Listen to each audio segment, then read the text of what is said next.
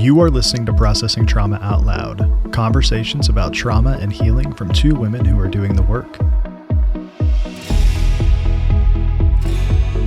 Hey everyone, it's Processing Trauma Out Loud with Sher and Candace. Although today Candace is taking the day off, she's traveling, and so I'll be here just to do a solo episode with you.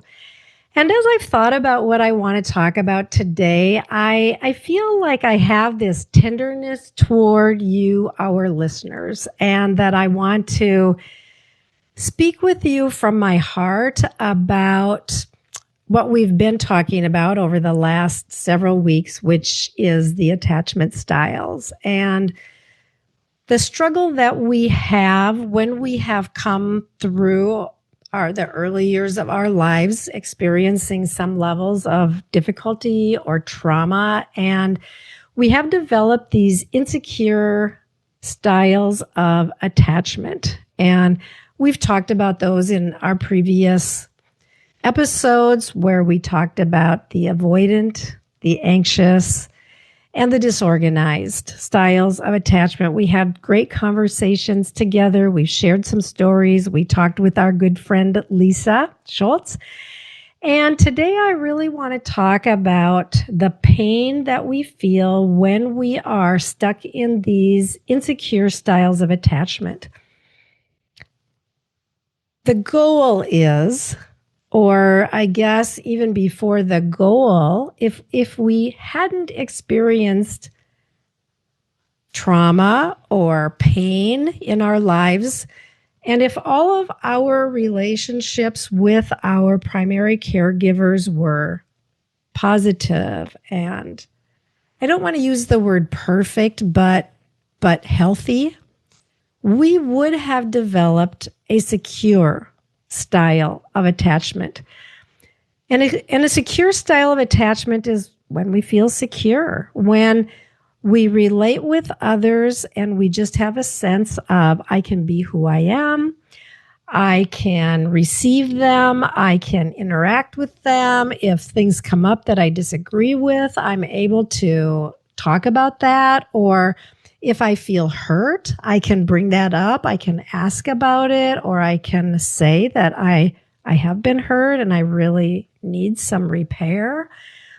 These are some of the aspects of the secure style of attachment. And when we have not experienced those good connections with our primary caregivers in childhood and we developed insecure attachment, kind of the thing that we want to be able to achieve or come closer toward is developing what is called earned secure attachment, meaning that in our lives now, as we heal and as we deal with all of these places of brokenness and shame and wounding and fear and the things that have caused us to feel very insecure in our relationships, as we deal with these wounds and as we experience healing and as we begin to experience relating with people who are able to be with us,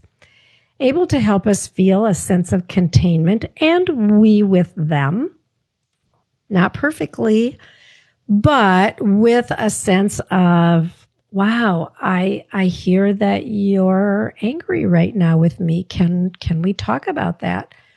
Or us saying that to them, rather than going immediately into our insecure styles of attachment where we feel a lot of anxiety and we do what we need to do to decrease that anxiety, because to our brain, when we feel these levels of or these sensations of anxiety in our body,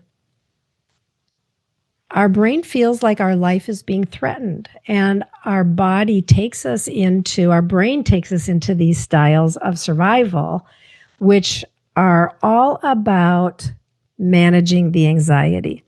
So if we're avoidant, we move away from the relationship. We get distance to try to calm the anxiety that we're feeling in our body.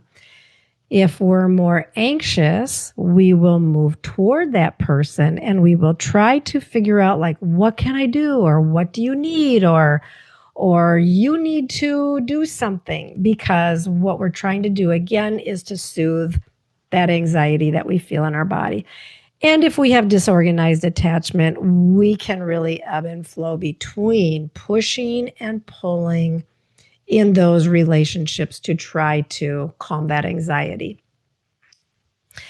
I feel so much compassion toward you, our listener, as I imagine your faces, as I imagine your bodies remembering or thinking about the times, the places, the experiences that you have had maybe today or yesterday or earlier this week, when that anxiety has arisen in you and you have turned toward these insecure styles of attachment. And as you recognize the toll that it takes on the relationships when we are in these places of pushing or pulling or moving away or trying to get closer, and the other person is sometimes confused, sometimes they get angry, sometimes their reaction is to go into their own style of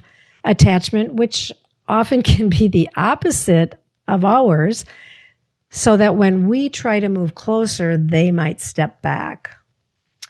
Or that when we step back to get some space, they might move in. And it can cause a lot of conflict. It can cause a lot of confusion.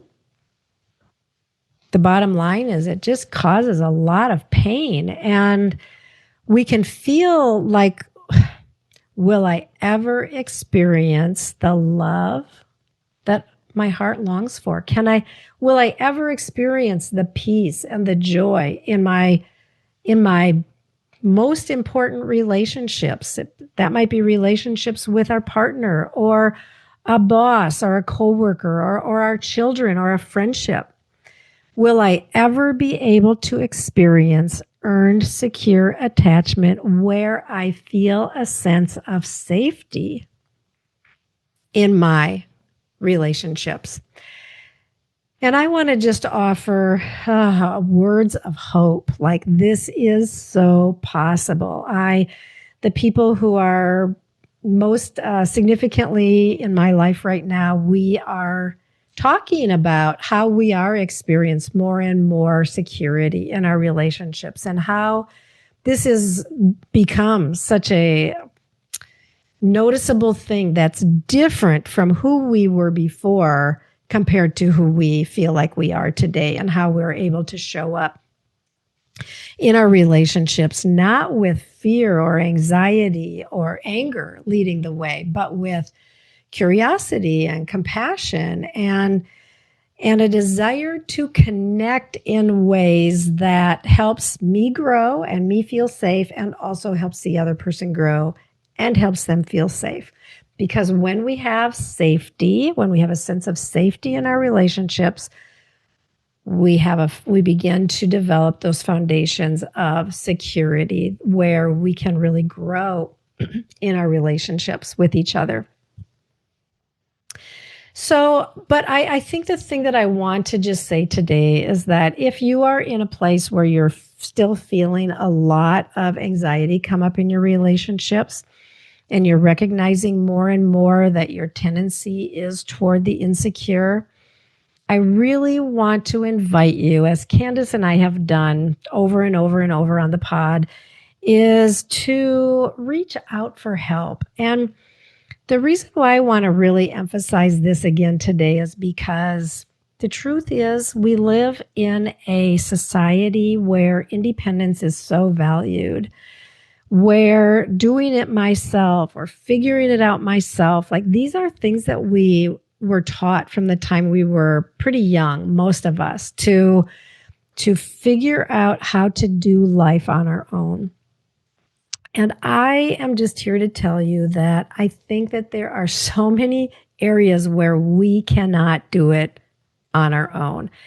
And I've been thinking a lot about just some of the mythological stories and how there often is a figure that shows up in these stories that comes to the rescue. And it might be not be in a sweet way either. It might be in a provocative kind of a way. But where someone else comes alongside in a way that helps us take a step and then take another step and then take another step. And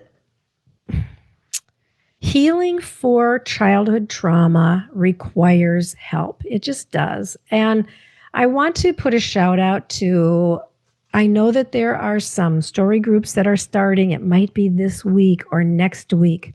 I encourage you to go to the site of thebrokenandbeautiful.com and look for story groups, or So That and look for their story groups, or enter the realm of one-to-one coaching. This has been so important in both Candace and my life. I just met with my coach this morning, and it was amazing. Even after all of this time and all of the things that we have talked about, it's like there's still more.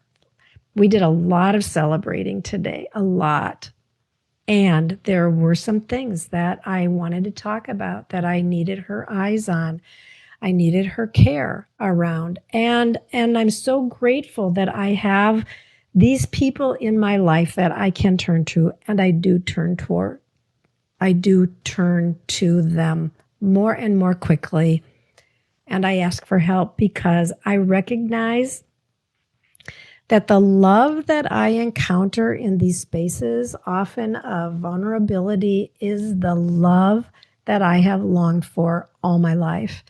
And I know that when we are in these places of insecurity, when we feel a lot of fear and anxiety, it can be the hardest time to reach out because we do feel vulnerable and we don't feel safe.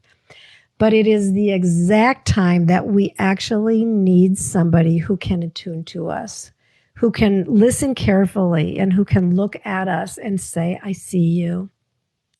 I'm with you. I'm hearing you, and I want to hear more.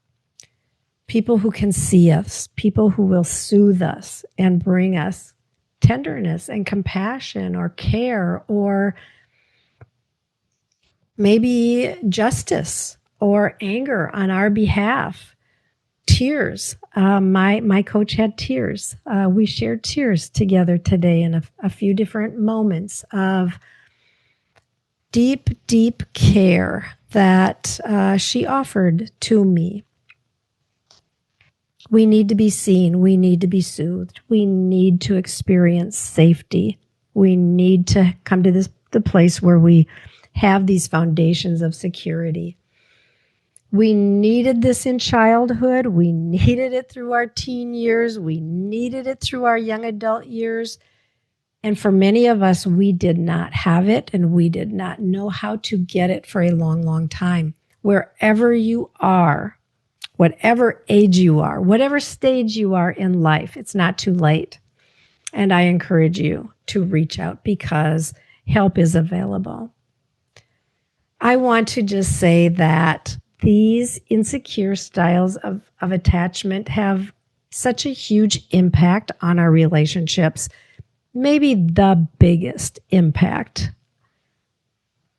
And these are areas where we can experience healing. We can experience growth. We can actually overcome some of the things that have been lifelong struggles.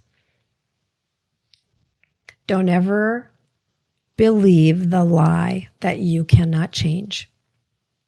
Do not believe the lies that you are too bad, that you are not good enough or not smart enough.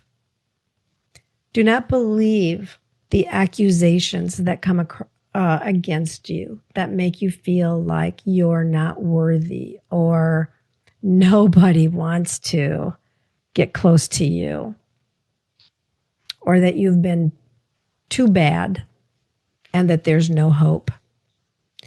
There is an evil force in our world that wants us to believe to the core of our being that we cannot change, that we will not change, that we will never be able to experience the freedom that our hearts long for, and that we will not get the love that we long for.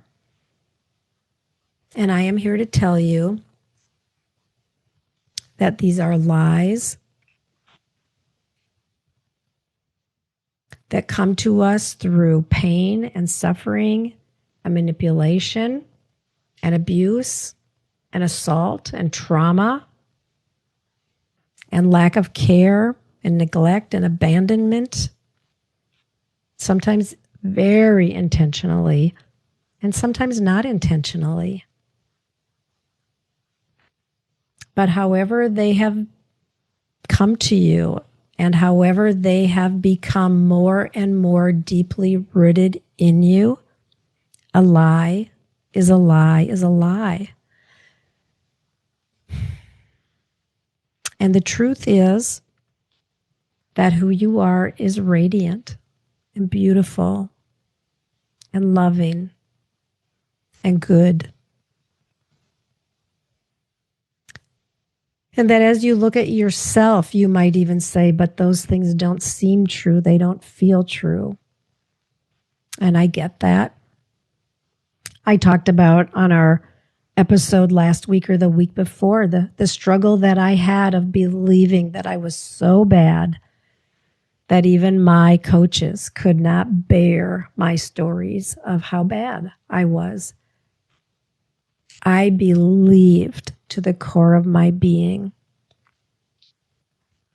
that the lies and the accusations that had come against me, and yet there was something in me that wanted to believe and that held on to hope and that kept taking steps and kept reaching out until I found those who could stand and those who could contain and those who kept inviting me to come forward and share my stories. And these people are here for you too. So, dear listeners, don't give up on believing that the deepest longings of your heart can come true. That the love that you long for can actually be yours. That the freedom from struggles that you hope for can be experienced. It can. It's available.